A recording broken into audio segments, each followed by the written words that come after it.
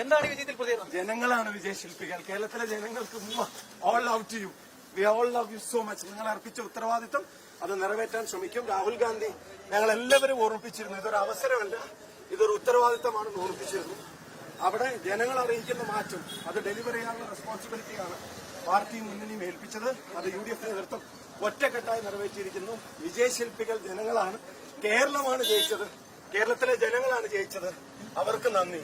എന്താണ് വിജയത്തിൽ പ്രതികരണം? ജനങ്ങളാണ് വിജയശില്പികൾ. കേരളത്തിലെ ജനങ്ങൾക്ക് all love to you, we all love you so much. നിങ്ങൾ അർപ്പിച്ച ഉത്തരവാദിത്വം അത് നിറവേറ്റാൻ ശ്രമിക്കും. രാഹുൽ ഗാന്ധി ഞങ്ങൾ എല്ലാവരും ഓർമ്മിപ്പിച്ചിരുന്നു, ഇതൊരു അവസരമല്ല, ഇതൊരു ഉത്തരവാദിത്തമാണെന്ന് ഓർമ്മിപ്പിച്ചിരുന്നു.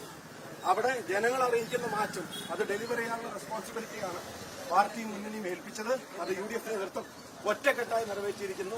വിജയശില്പികൾ ജനങ്ങളാണ്. കേരളമാണ് ജയിച്ചത്, കേരളത്തിലെ ജനങ്ങളാണ് ജയിച്ചത്. അവർക്ക് നന്ദി.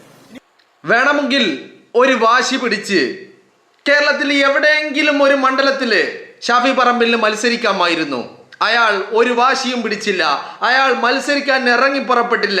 അയാൾ മറിച്ച് കേരളത്തിൽ ഉടനീളം അങ്ങോളം ഇങ്ങോളം കാസർഗോഡ് മുതൽ ഇങ്ങ് തിരുവനന്തപുരം വരെ ഓടി ഓടി ഓടി ഓടി ഓടി അയാൾക്ക് സമയം തികയാത്ത പ്രശ്നങ്ങൾ മാത്രമേ ഉണ്ടായിരുന്നുള്ളൂ. ഈ തെരഞ്ഞെടുപ്പിന്റെ ഇത്രയും വലിയ വിജയം സമ്മാനിച്ച UDFന് വിജയം സമ്മാനിച്ച ആളുകളുടെ കൂട്ടത്തിൽ ഒന്നാം സ്ഥാനത്തോ രണ്ടാം സ്ഥാനത്തോ ഷാഫി പറമ്പിൽ ഉണ്ട് എന്നുള്ളതാണ്. അത്രമാത്രം അയാൾ പണിയെടുത്തിട്ടുണ്ട്. അയാൾ ക്ഷീണം അറിഞ്ഞിട്ടില്ല, ഭക്ഷണം കഴിച്ചിട്ടില്ല, വെള്ളം കുടിച്ചിട്ടില്ല, ഒന്നും സമയത്തിനായിരുന്നില്ല. എല്ലാം തോന്നുമ്പോൾ കിട്ടുമ്പോൾ അവസരങ്ങൾ ഉള്ളപ്പോൾ ഒക്കെ ആയിരുന്നു. പക്ഷേ അയാൾ ഓടി. രാവെന്നോ പകലെന്നോ ഇല്ലാതെ, രാത്രിയെന്നോ നേരം വെളുക്കുന്നതെന്നോ ഇല്ലാതെ ഓടടാ ഓട്ടം.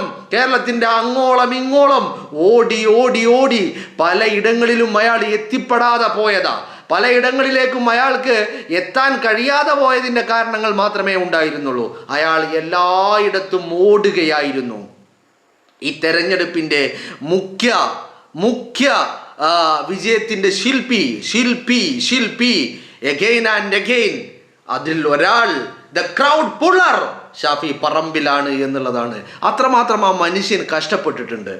നമ്മളെല്ലാവരും കണ്ടതാണ്. ജനങ്ങളുടെ മനസ്സിൽ ഇടം പിടിച്ചുകൊണ്ട് ഇടിച്ചു കയറിക്കൊണ്ട് ഷാഫി ഉണ്ടായിരുന്നു, കാസർഗോഡ് ഉണ്ടായിരുന്നു. ഷാഫി മഞ്ചേശ്വരത്ത് ഉണ്ടാവേണ്ടതായിരുന്നു. സമയം വൈകിയത് കാരണം അവിടെ എത്താൻ പറ്റിയില്ല. തൃക്കരിപ്പൂരിലുണ്ടായിരുന്നു, പയ്യന്നൂരിലുണ്ടായിരുന്നു, തളിപ്പറമ്പിലുണ്ടായിരുന്നു, അല്ലേ? അവിടെയും കഴിഞ്ഞ് അയാള് കുത്തുപറമ്പിലുണ്ടായിരുന്നു, തലശ്ശേരിയിലുണ്ടായിരുന്നു, അയാൾ വടകരയിലുണ്ടായിരുന്നു, കുറ്റ്യാടിയിലുണ്ടായിരുന്നു, നാദാപുരത്തുണ്ടായിരുന്നു, പേരാമ്പ്രയിലുണ്ടായിരുന്നു, കൊയിലാണ്ടിയിലുണ്ടായിരുന്നു, ബാലുശ്ശേരിയിലുണ്ടായിരുന്നു, അയാൾ മലപ്പുറത്തുണ്ടായിരുന്നു, അയാൾ പാലക്കാടുണ്ടായിരുന്നു, തൃശ്ശൂരിലുണ്ടായിരുന്നു, കൊടുങ്ങല്ലൂരിലുണ്ടായിരുന്നു, അയാൾ എറണാകുളത്തുണ്ടായിരുന്നു, കളമശ്ശേരിയിലുണ്ടായിരുന്നു, അയാൾ തിരുവനന്തപുരത്തുണ്ടായിരുന്നു, വാമനപുരത്തുണ്ടായിരുന്നു, കൊല്ലത്തുണ്ടായിരുന്നു, പത്തനംതിട്ടയിൽ, ആലപ്പുഴയിൽ എന്ന് വേണ്ട സർവത്ര സ്ഥലങ്ങളിലും, എനിക്ക് തോന്നുന്നു 140 മണ്ഡലങ്ങളിലും ഷാഫി എത്തേണ്ടതായിരുന്നു. സ്കെഡ്യൂൾ ചെയ്ത പ്രോഗ്രാമുകൾ ഡിലേ ആയത് കാരണം മാത്രമാണ് അയാൾ 140 മണ്ഡലങ്ങളിലും എത്തിപ്പെടാൻ പറ്റാതെ പോയത്. ആ മനുഷ്യൻ അത്രമാത്രം പണിയെടുത്തിട്ടുണ്ട്.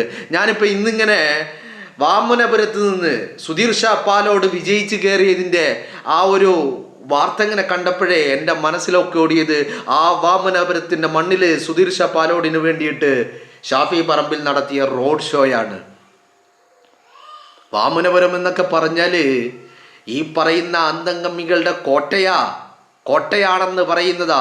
കാലങ്ങളായിട്ട് UDFന്റെ ഒരു സ്ഥാനാർത്ഥി ലീഡ് ചെയ്യുന്നു എന്ന് പറയുന്ന വാർത്ത പോലും ബ്രേക്ക് ചെയ്യാൻ പറ്റാത്ത ഒരിടത്ത് നിന്നാണ് സുധീർ ഷാ പാലോട് സിറ്റിംഗ് MLA ആയിട്ടുള്ള DK മുരളി എന്ന് പറയുന്ന മഹാനെ പിന്തള്ളിക്കൊണ്ട്, പരാജയപ്പെടുത്തിക്കൊണ്ട് കേരളത്തിൻ്റെ നിയമസഭയിലേക്ക് നടന്ന് കയറുന്നത്.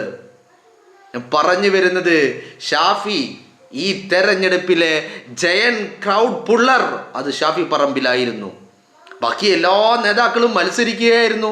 അവർക്ക് എത്താൻ പരിമിതികളുണ്ടായിരുന്നു. അവർക്ക് 140 മണ്ഡലങ്ങൾക്കും ചെല്ലാനുള്ള പരിമിതികളുണ്ടായിരുന്നു. അവിടെ ഇത് ഒറ്റക്കേറ്റെടുത്ത് എല്ലായിടത്തും ഓടിയെത്തി. ഓടി ഓടി ഓടി ഓടി ആ മനുഷ്യൻ തളരുകയായിരുന്നു. കൃത്യമായിട്ട് ഒരു വാശി ഉണ്ടായില്ല. അയാൾക്കൊരു വാശി ഉണ്ടായിരുന്നു, മത്സരിക്കണമെന്ന വാശിയായിരുന്നില്ല. മറിച്ച് UDF വേണ്ടി മത്സരിക്കുന്ന സ്ഥാനാർത്ഥികളെ വിജയിപ്പിക്കണമെന്ന വാശി. ആ വാശിക്ക് വേണ്ടി ആ മനുഷ്യൻ അങ്ങ് ഓടുകയായിരുന്നു എന്നുള്ളതാണ് അതിൻ്റെ പരമാർത്ഥം എന്ന് പറയുന്നത്. ഇന്ന് ആ മനുഷ്യൻ ജനങ്ങളെ നിങ്ങളാണ് എന്ന് പറയുമ്പോൾ ഇളകാത്ത കോട്ടകളെ ഇളക്കാൻ മുന്നിൽ നിന്ന് പണിയെടുത്ത് ജനമനസ്സുകളിലേക്ക് ഇടിച്ചു കയറിയവൻ ഷാഫി. അല്ലെങ്കിൽ നിങ്ങളൊന്ന് ആലോചിച്ച് നോക്ക്, വടകരയുടെ മണ്ണില് പാലക്കാട്ട് നിന്ന് പറിച്ചു നട്ട് ഷാഫി പറമ്പിൽ വന്നിറങ്ങുമ്പോ തലശ്ശേരി, കൂത്തുപറമ്പ്, വടകര, കുറ്റ്യാടി, നാദാപുരം, പേരാമ്പ്ര, കൊയിലാണ്ടി 7 അസംബ്ലി മണ്ഡലങ്ങളില് ഇതില് വടകരയിൽ മാത്രമാണ് RMPയുടെ KK രമ വിജയിച്ചിട്ടുള്ളത്. ബാക്കി എല്ലായിടത്തും CPMന്റെ പ്രതിനിധികൾ. അവിടെ നിന്ന് തുടങ്ങിയ പോരാട്ടം വടകര, കുറ്റ്യാടി, നാദാപുരം, പേരാമ്പ്ര, കൊയിലാണ്ടി എന്ന് പറയേണ്ട സമീപ പ്രദേശങ്ങളിൽ കൂത്തുപറമ്പിൽ തുച്ഛമായ വോട്ടുകൾക്കാണ് പരാജയപ്പെട്ടത്.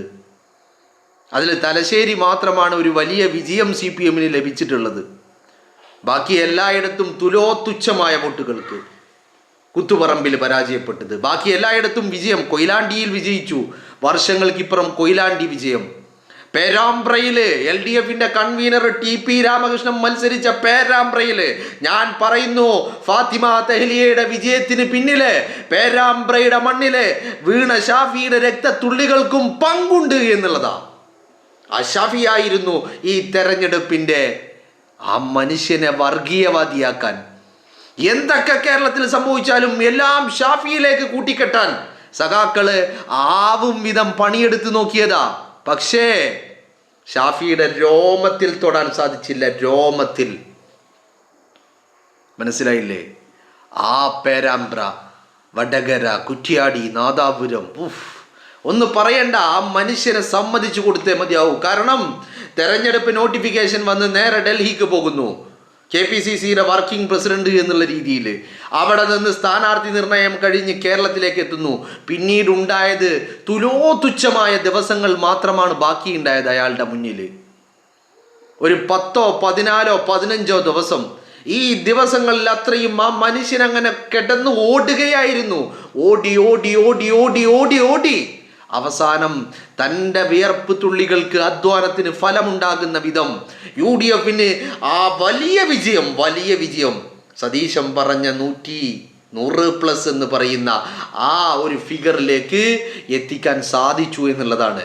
ഇപ്പൊ അന്തംഗമ്മികൾക്ക് മനസ്സിലായി കാണും എന്തിനാ പാലക്കാട്ട് നിന്ന് പറിച്ചെടുത്ത് പാലക്കാടിന്റെ MLA വടകരയിൽ കൊണ്ടുവന്ന് മത്സരിപ്പിച്ചത്. വെറും MP ആക്കാൻ വേണ്ടി ആയിരുന്നില്ല എന്നുള്ളത് ഇപ്പോ സഖാക്കൾക്ക് എല്ലാ അർത്ഥത്തിലും ബോധ്യമായി കാണും അല്ലേ? സഖാക്കൾ കരുതിയത് ഒരു പാർലമെന്റ് മണ്ഡലത്തിൽ മത്സരിപ്പിച്ച് MP ആക്കാൻ കൊണ്ടുവന്നത് അല്ലടോ. അത് മാത്രമായിരുന്നില്ല ലക്ഷ്യം. അടിവേര് മാന്തുക എന്നുള്ളതായിരുന്നു ലക്ഷ്യം. അടിവേര് മാന്തുക എന്ന് പറയുന്നത് മനസ്സിലായില്ലേ? അതിൻ്റെ ഒരു പ്രതിഫലനമാണ് ഇപ്പം നിങ്ങൾ കണ്ടത്. എത്രമാത്രം വൈകാരികമാണ്, സന്തോഷം കൊണ്ട് ആനന്ദ കണ്ണീരറിയുന്ന ഷാഫിയെയാണ് നമ്മൾ കാണുന്നത്. കാരണം അങ്ങനെയാണല്ലോ, നമ്മളും അങ്ങനെയാണല്ലോ. കഷ്ടപ്പെട്ട് അധ്വാനിച്ച് പണിയെടുത്ത് വൈകുന്നേരമാകുമ്പോൾ അതിനൊരു ഫലം കാണുമ്പോഴാണല്ലോ ഒരു സന്തോഷം അല്ലേ, ആനന്ദമുണ്ടാകുന്നത്. അത് തന്നെയാണ് ഷാഫിയുടെയും കാര്യത്തിൽ അല്ലേ?